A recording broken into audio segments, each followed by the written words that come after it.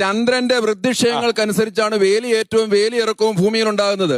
ചന്ദ്രൻ കറുത്തമാവിലേക്ക് പോകുമ്പോൾ ആസ്മ രോഗികൾക്ക് ശ്വാസകോശ സംബന്ധമായ വലിവ് കൂടും. കാരണം ജ്യോതിഷത്തിൽ ചന്ദ്രനെ ശ്വാസകോശത്തിന്റെ കാരകനായിട്ടാണ് വെച്ചിരിക്കുന്നത്, ഓരോ കസ്റ്റോഡിയനായിട്ടാണ് വെച്ചിരിക്കുന്നത്. ശാസ്ത്രീയമാണോ?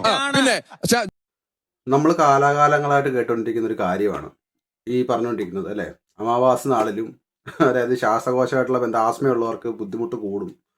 ചന്ദ്രന്റെ എന്താ പറയുക വേലിയേറ്റം അല്ലെങ്കിൽ വേലിയിറക്കം ചന്ദ്രൻ മൂലം ഉണ്ടാകുന്ന വൃത്തിശീലം മൂലമാണ് വേലിയേറ്റവും വേലിയിറക്കവും ഉണ്ടാകുന്നതെന്നൊക്കെ പറഞ്ഞ് ഈ ജ്യോതിശാസ്ത്രജ്ഞന്മാർ കുറേ അടിച്ചിറക്കുന്ന കഥകൾ നമ്മൾ വർഷങ്ങളായിട്ട് കേൾക്കുന്നതാണ്.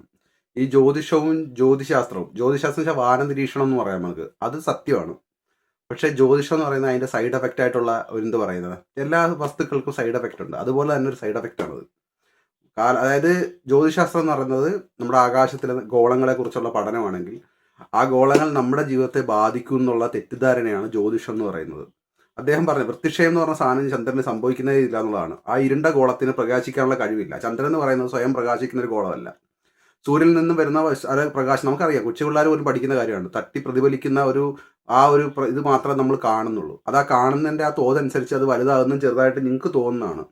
ചന്ദ്രനും ഭൂമിയും അതായത് അടുത്തടുത്ത് സ്ഥിതി ചെയ്യുന്ന, അതായത് ഭൂമിയുടെ ഉപഗ്രഹമായതുകൊണ്ട് തന്നെ ഇത് നമ്മുടെ മേലിലൊരു എന്താ പറയുന്നത് ഗുരുത്വാകർഷണം പ്രയോഗിക്കുന്നുണ്ട്. അതിൻ്റെ ഫലമായിട്ടാണ് ഈ വേലിയേറ്റവും വേലിയിറക്കമൊക്കെ ഉണ്ടായിക്കൊണ്ടിരിക്കുന്നത്.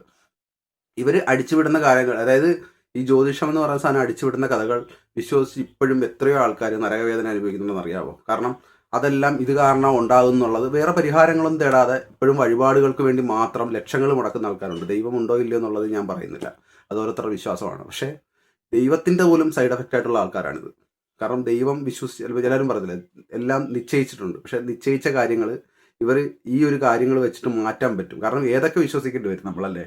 ഇത് മാത്രമല്ല, ഇത് മാറ്റി നിർത്തിക്കഴിഞ്ഞാൽ കുറേ കാര്യങ്ങൾ വേറെ ഉണ്ട്. വാസ്തുവുണ്ട്, ഇപ്പോൾ ജ്യോതിഷമുണ്ട്. അയാൾ പറയുന്നതല്ല, അയാൾ എന്ത് കൂളായിട്ടിരുന്നാണ് പറയുന്നത് അല്ലേ. നമ്മുടെ ഭാരതത്തിലല്ല എല്ലാ നാടുകളിലും എല്ലാ എന്താ പറയുക പണ്ഡിതന്മാർ ജീവിച്ചിരിപ്പുണ്ടായിരുന്നു. അതുപോലെ ഭാരതത്തിലും കാണും, ഭാരതത്തിലല്ലാതെ കുറേ നാടുകളിലും ഉണ്ടാവും. പക്ഷേ നമ്മൾ മനസ്സിലാക്കേണ്ട കാര്യമുണ്ട്, നമുക്ക് അതായത് കാലഘട്ടങ്ങൾക്ക് മുമ്പുള്ള ചരിത്രത്തിൽ അല്ലെങ്കിൽ ആ കണ്ടുപിടുത്തങ്ങൾക്ക് ആ കാലഘട്ടത്തിൽ അതിജീവിക്കാനുള്ള കഴിവുകൾ മാത്രമേ ഉള്ളൂ. നമ്മൾ പറഞ്ഞില്ലേ ബെറ്റർ ദാൻ ബെറ്റർ ആണ്. സൈക്കിൾ നമ്മൾ കുറേയൊക്കെ മാറ്റിയത് ബൈക്കാകുന്നത് ബൈക്ക് അല്ലെങ്കിൽ സൈക്കിൾ കൊള്ളാത്തതുകൊണ്ടല്ല, ബൈക്ക് ഇത്തിരി ബെറ്റർ ആയതുകൊണ്ടാണ്. അതുകൊണ്ട് ഞാൻ പഴയ ആൾക്കാരെ കളിയാക്കിയോ അല്ലെങ്കിൽ അവരെ പരിഹസിച്ചുകൊണ്ട് വീഡിയോ ഇടുന്നതല്ല. നമ്മൾ എന്താ പറയുന്നത് മുന്നോട്ടാണ് പോകേണ്ടത്. അല്ലാതെ നമ്മൾ കാലിൽ നിന്ന് ഇറങ്ങി കാളവണ്ടിയിലേക്ക് പോവുകയല്ല ചെയ്യേണ്ടത്.